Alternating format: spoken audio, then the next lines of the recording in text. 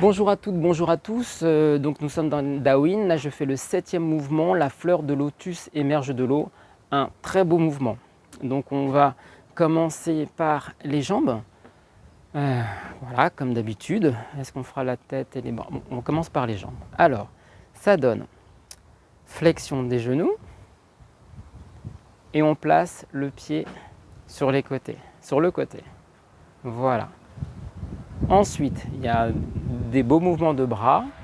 On enchaîne par ce mouvement. Je croise le pied, voilà, diagonale arrière. Et le talon arrière n'est pas posé au sol. Ok. Ensuite, on va fléchir le genou. Soit vous rentrez le genou arrière dans le genou avant, soit il dépasse en fait sur le côté. Mais pas comme ceci, croisé. C'est croisé dans l'axe ou croisé plus.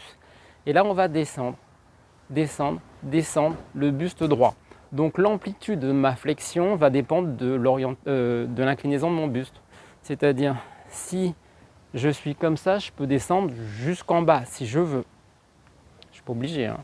Et je vais remonter de la même façon. Si je commence à sentir que mon buste s'incline, c'est que je ne suis plus dans l'exercice. Donc je vais descendre, là je suis juste, je vois que mon buste s'incline, ça sera ma limite. Pour l'instant, après on augmentera en souplesse, en puissance, etc. Mais si vous travaillez comme ça, c'est plus l'exercice. Donc essayez de respecter ces principes-là. On a dit flexion, attendez, non, pas de flexion, tac, tac, tac, ouverture tout de suite. Voilà. Ensuite, on reprend le croisé derrière. Donc, croisé, diagonale arrière pour mon pied droit. Flexion. Buste droit. Extension. Mi-hauteur. Je place mon pied sur le côté. Je continue à monter dans l'axe. Ensuite, je vais fléchir la jambe intérieure, qui est ma jambe droite. Ramener le pied. Et comme d'habitude, pied joint, extension. On fait pareil de l'autre côté. Ouverture, pied. Placez le pied gauche en diagonale arrière. Et là, il y a effectivement, au fur et à mesure, on sent la bonne posture. C'est-à-dire que des fois, je suis trop là, je ne vais pas pouvoir fléchir. Des fois, je suis trop loin, je vais être en déséquilibre. Donc, il y a une bonne posture, enfin une bonne position du pied arrière. Là, on fléchit, on reste droit. Tout dépend de sa puissance de cuisse, sa souplesse, etc. Puissance de jambe. Et là, on remonte. À mi-hauteur, on place le pied sur le côté en gardant l'équilibre, si on peut. Et on fait extension. Ensuite, on va fléchir la jambe intérieure, qui est la jambe gauche. Garder son axe, ramener le pied. Les pieds sont joints. On peut faire une extension complète. Ça, c'était les mouvements des jambes. Donc, c'est quand même assez physique si on descend. Donc, vous choisissez. Mais par contre, ne descendez pas le buste, c'est les jambes qui fléchissent. Et normalement, j'ai eu des personnes qui avaient des problèmes de genoux. Ce mouvement-là protège le genou. D'accord? On fait maintenant les bras. Donc, les bras, ça fait épaules vers l'intérieur. Inspire, monte les coudes. Sans les épaules, c'est détendu, fermeture. Ici, on a une ouverture avec une explosion, enfin une petite répulsion, vers le ciel. Donc là, il y a une ouverture, énergie du ciel. Et ensuite, on va faire 1, 2. Là, ça fait, avec quand on placera le talon en plus, le pied vers l'arrière. Donc ça fait rotation, main, rotation, main. C'est comme si on posait ces deux mains sur un immense ballon. Ok? Voilà.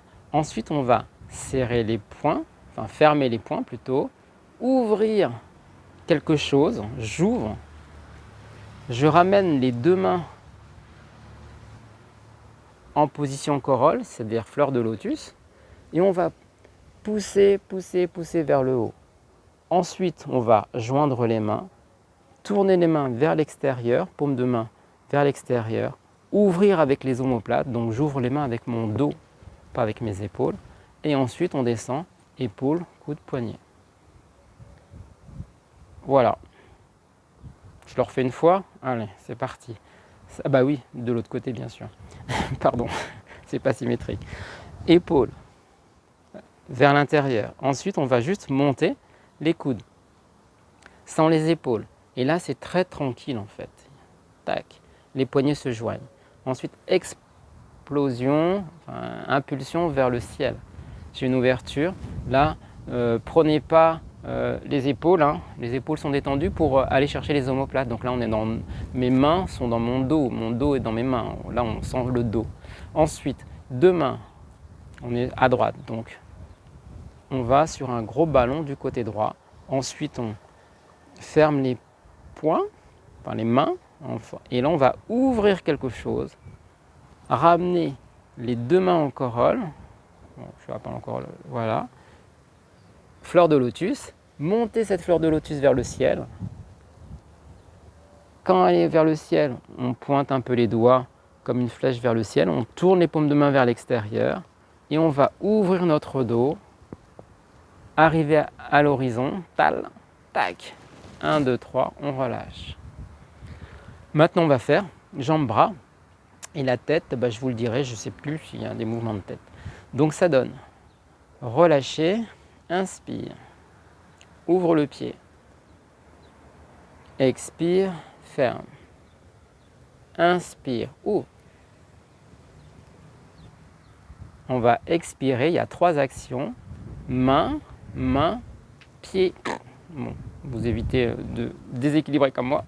Ensuite, on fait inspire, ouvre. Fleur de lotus, là on a les mains au-dessus du genou, mais je ne suis pas vers l'avant, bien droit. Et là on monte, mi-hauteur, je le décompose, hein. On place le pied. Normalement il n'y a pas d'arrêt, mais je le décompose.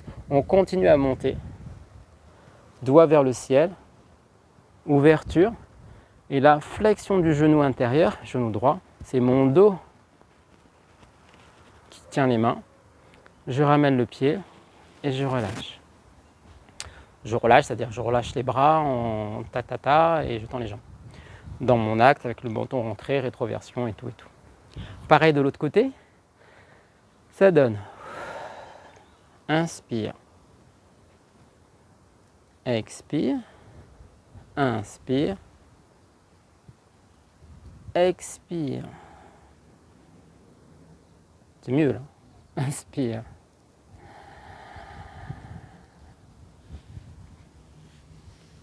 Expire.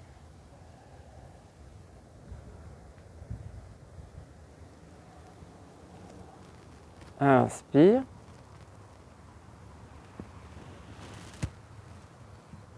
Expire. Voilà. Donc, vous n'avez pas entendu normalement ma respiration. Là, je l'ai fait un petit peu concentré. C'est-à-dire qu'en fait, le mouvement fait la respiration. Donc, je n'ai pas à souffler ou inspirer. Juste, je fais ça.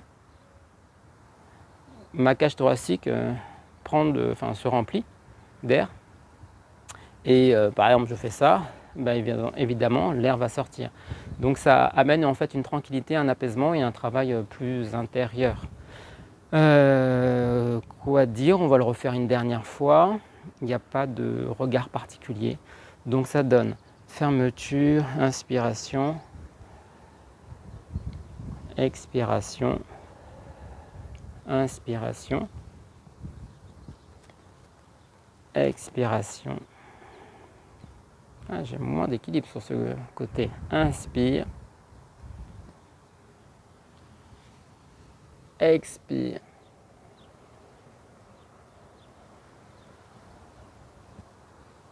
Inspire, expire. Dernière fois de l'autre côté.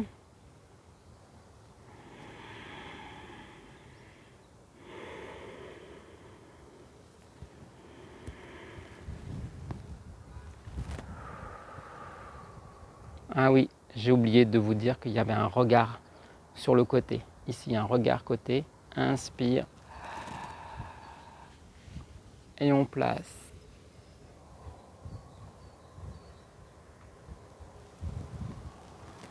Inspire. et on relâche. Donc on le refait de l'autre côté juste pour le regard, que j'ai oublié. Ça fait là, inspire. Inspire. Là, le regard, diagonal. Ça aide en plus à l'équilibre, c'est top. Inspire. Regard diagonal. On va chercher la fleur de lotus qui émerge de l'eau là. On place le pied, on continue de monter.